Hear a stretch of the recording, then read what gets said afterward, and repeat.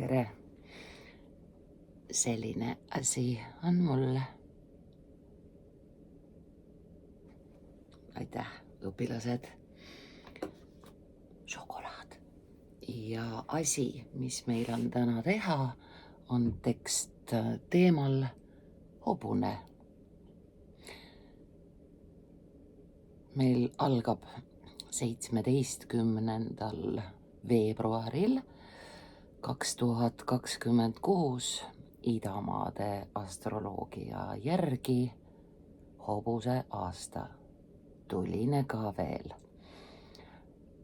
Ma koostasin sulle, armas eesti keele sõber, kallis järgneja, järgija, teksti, kus põhimõtteliselt eriti palju ei ole hobusest kui loomast juttu. Selle jutu kirjutad sina. Me teeme sinuga koos keelelises mõttes teksti läbi ja seejärel sina, kullake, kirjutad enda ja hobuste suhetest. Ei ole sugugi ime ega kuritegu, kui sa ei ole suhelnud hobustega rohkem kui unistustes. Täiesti lubatud on teada hobusest piltide ja filmide, raamatute ja joonistuste, voolimiste, maalimiste kaudu. Mina elan hobustega koos, hobustega ühes rütmis, neile, nendega, nendest, kuidas iganes kääname. Kõik 14 käänet elan hobustega. Aga mina olin 30-aastane, kui ma esimest korda elus puudutasin käega hobust. Põhjus oli mõnevõrra probleemne, vähk oli mul. Ja ma kinkisin ennast hobustele. Siin ma olen. Tänan. Võimalik, et sind kõnetab hobuslaste seltskonnast hoopis ükssarvik. Võimalik, et sinu hobune on Pegasus, tiivuline, you know. Täiesti lubatud on kõnelda kentaurist, kes on niisugune hobuslane, kelle keha esimene pool on inimene. Eesti kultuuritegelastel on ka ratsaklubi Kentaur, Üllar Saaremäe, Marko Matvere ja teised ägedad vennad on sinna aastate jooksul kuulunud. Pealkiri "Ah ema, mul kingi hobu" hakkab kindlalt sinus laulma ja arvatavasti heliläätse häälega. Niisiis, sina kirjutad enda ja hobuste suhetest laulusõnad, millest tuli minu õppematerjali pealkiri, on natuke kurvad. Juhtub kuidagi niiviisi, et mis iganes tähtpäev meil jutuks on, mis iganes pühakust me kõneleme, midagi valusat, midagi ohvri maigulist, midagi kaduvikulist on selles ikka. Mis siis ikka? Ah ema, kingi mul hobu. Mamachi Oskar Šima, Franz Javier Kappus. Kappus kappas meile seesuguse laulu, mille tõlkis aastal 1974 Heldur Karmo ja tegi neid sõnu pärast ümber sel lihtsal põhjusel, et ta oli kohustatud algselt kirjutama näärid. Pärast tulid jõulud jälle enne imet. Kord elas armas väike poisu ja päevast päeva mangus ta, ah ema, kingi mulle hobu. Nii suurt nii rõõmu suurt mul teeksid sa. Sai vankri kingiks väike mees 2 kimmlit. Kimmel on mitmevärviline hobune, kelle karvastik on läbisegi karvadega. Nad on roosad sageli. 2 kimmlit martsipanist ees. Poiss vaatas neid siis. Nuksus ta. Selliseid ei tahtnud ma. Ah ema, kingi mul hobu, nii rõõmu suurt mul teeksid sa. Ah ema, selliseid ei tahtnud ma. Läks aeg ja nääri eel, jõulu eel. Ta ihkas, et seisaks hobu kuuse all. Ja nääritaat, nii kuidas oskas, ka selle soovi täitis tal. Sai 4 raudjat pruunist paarist, kel lakk pruunist puust, kel lakk ja kabead valgest luust. Poiss vaatas neid, siis nuksus ta. Selliseid ei tahtnud ma. Nii läksid päevad, kuud ja aastad ning poisist kasvas lõpuks mees. Kord vanker must ja 4 hobust. Seal seisma jäid ta maja ees ja pisar silmi paljapäi. Mees kalli kirstu kõrval käis ning lapsepõlve soovid kõik nüüd see talle meelde tõi. Ah ema, kingi mul hobu, nii rõõmu suurt mul teeksid sa. Ah ema, selliseid ei tahtnud ma.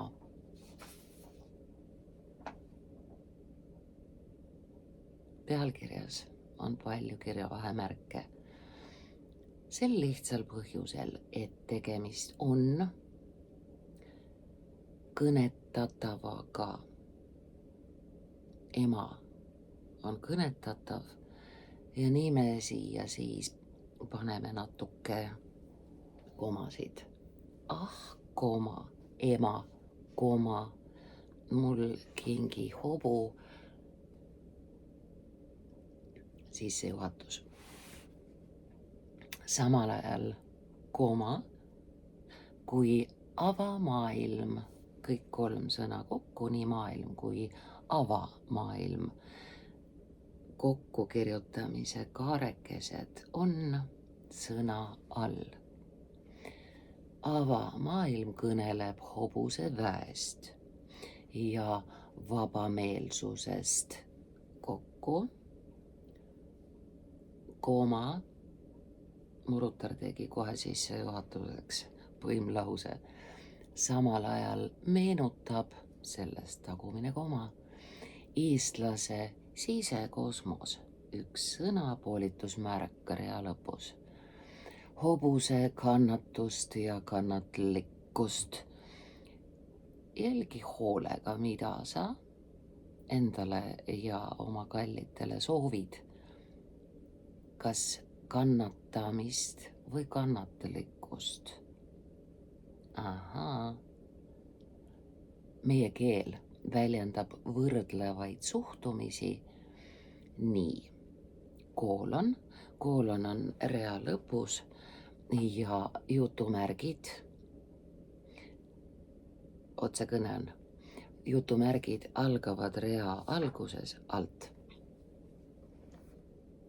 Köhib nagu hobune. Mees perutab, naine lööb üle aisa ja last tuleb ohjes hoida, jutumärgid kinni. Sel kombel kõnelevad inimesed, kes ei ole mitte kunagi hobust ei ette rakendanud ega talle sadulat selga pannud ega tea, mis on ohjad, mis ratsmed, mis paljad, mis päitsed. Siin on väike spikker. Jah. Jutumärgid kinni ka, jaa. Urbaniseerumine, see on meil siis linnastumine. Urbaniseerumine ise ka linlikkuski. Mis ma tegin? Esiteks sõnast linn, linlikku, et sulle näidata, kuidas kaob ära kaasääliku ühendi moodustudes üks N. Teiseks, linlikkus on ühe K-ga, nii nagu on olemas ka sõna linlikkus, linnastumine, linlikkus, linnapära. Aga praegu on linlikkus ühe K-ga, lisaks sellele, üllatus, üllatus, on lisatudki lõpp helilistele kaasäälikutele ja jotile ning vokaalidele me saame panna sabaks GI, aga siia istub KI, linlikkuski miljöös. 11, üks sõna, nii numbrina kui mõttes each other. Loomadega võrdlemast. Koolon ja me loetleme, kelleks me 11 nimetame. Rebane, koer, lehm, siga, jänes, orav. Ninasarvik, üks sõna, rahu Edgarile. Ja ühtlasi rott on kestev, Krõlovipärane. Et saada üks sõna, paneme päris nime järel sidekriipsu, Krõlovipärane. Aisopos ja Krõlov, kõigi aegade vägevaimad, valmimeistrid. Valm, valmis kujul jutustab inimomadustest läbi loomade. Niisugust eeskuju on massiivselt kasutanud Hollywoodi filmimeistrite hõrk, vennaskond. Krõlovipärane ümberütlev, üks sõna, valmilik, valimik. Jälgi tähtede järjekorda, eks. Hobu lausujatesse üks sõna, hobulausuja, tiitel, amet, missioon. Hobulausujatesse kui šamaanidesse suhtuvad hippoinimesed. Hippos ladina keeles, hobune, hippopotamus, jõehobu, kellel ei ole päriselt hobusega üldse pistmist. Hobulausujatesse kui šamaanidesse suhtuvad hippoinimesed üks sõna, nii ja naa, mõttekriips. Mujal tunnustav, meil muigav tiitel on pealkirjana, pealkiri, üks sõna, Nikola Ivansi raamatu ja selle filmi nimi, millega Scarlett Johansson oma tähelendu alustas. Näed, mis juhtuks, kui sa ei kirjutaks kokku tähelendu. Oma tähelendu, see ei lähe mitte. Tähelendu üks sõna. Pilgrim on palverändur kokku, nii otseses kui ülekantud üks sõna tähenduses. Pilgrimaaž, palverännak. Jean M, initsiaal, eesnime täht, on ainus lühend, mille järele me pistame punkti. Jätsin alles. Jean M. Auel kirjutas samaväärse kokku ja sama paksu teose Hobuste org. Koopakaru, üks sõna hõimust. Koopakaru hõim põhimõtteliselt on hõimu nimi ja kuivõrd ta siin siiski ei ole raamatu nimi, jätsin tähe väikeseks. Ning Telder Mustang on üks Ernest Seton Thompsoni lugu loomadest, kogumikust lugusid loomadest. Tehisaru, üks sõna, võtab Pegasuste, see on tiibadega mudel, ükssarvikute kokku ja kentauride liigi nimetuse üks sõna kokku. Tuleb tsitaat ehk siis jutumärgid algavad alt.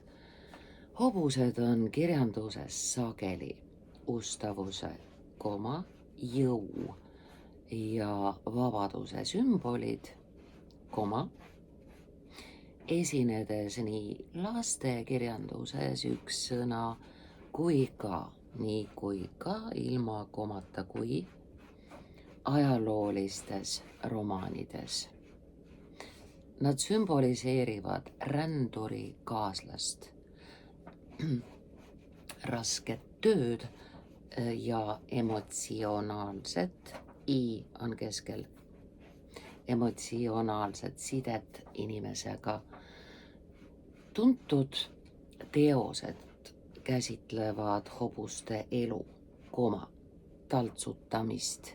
Muuseas, tehisintellekt kirjutas selle koha peal alguses koolutamist,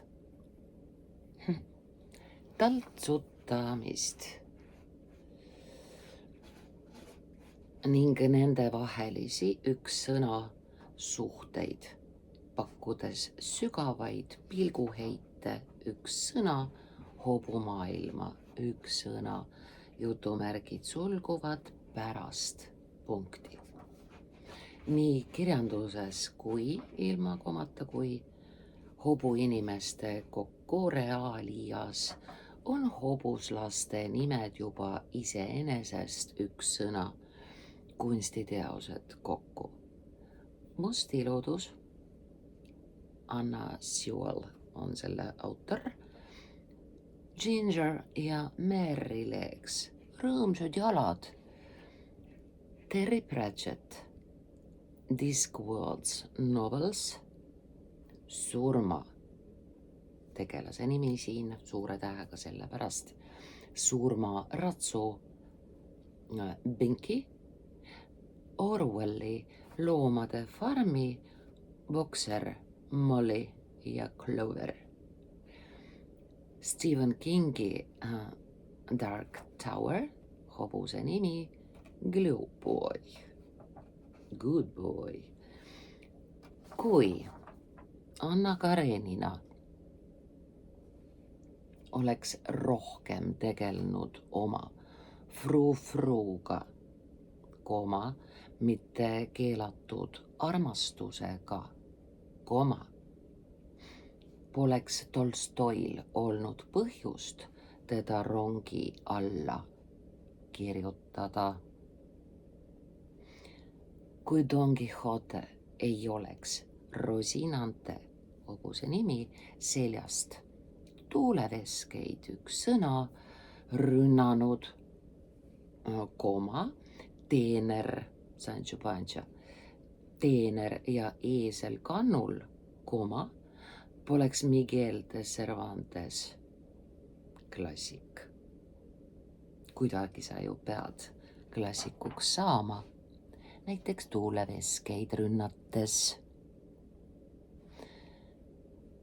Tolkien ristis oma kirjutatud pigem kokku.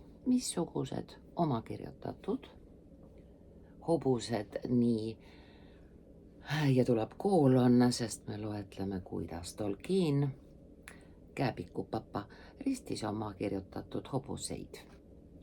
Ristis nii, koolon, The Silmarillion, raamatu nimi, Windfalla ja Fingolfini hobu Rochellor, sõrmuste isand, Aragorni ratsu Rohärrin.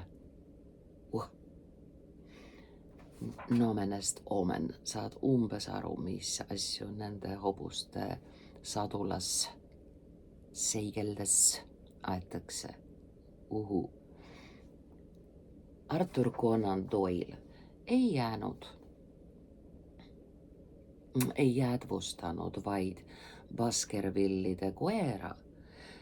Baskervillidega on see lugu, et me saame talle lisada käändelõpu siis, kui teisiti häälduv kui kirjutatud nime järel paneme ülakooma. Baskervillid lõpevad L-iga, Baskervill. Niisiis Baskervill ülakooma ID koera kooma.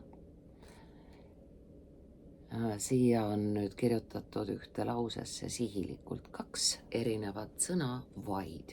Üks on tähenduses ainult üksnes kõigest ja teine vaid on vastandav, mitte vaid Baskervillide koera, kooma, vaid ka ratsu Silverblaze.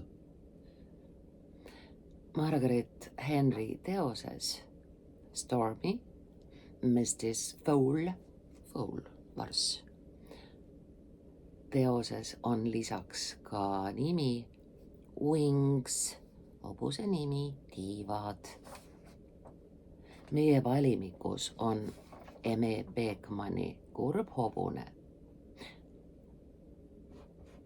On Eme Beekmann kurb hobune, Mait Raun hobused, Ene Sepp sügis hobused ja vabadus ning Kadri Kõusaar vaba tõus sümbolistliku täkuga.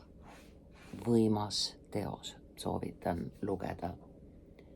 Kirjastuse Koolibri kirjastuste nimed ei ole meil jutumärkides, niisiis kirjastuse Koolibri välja antud teatmikud hobustest ja nende tõugudest on täna 7-eurosed.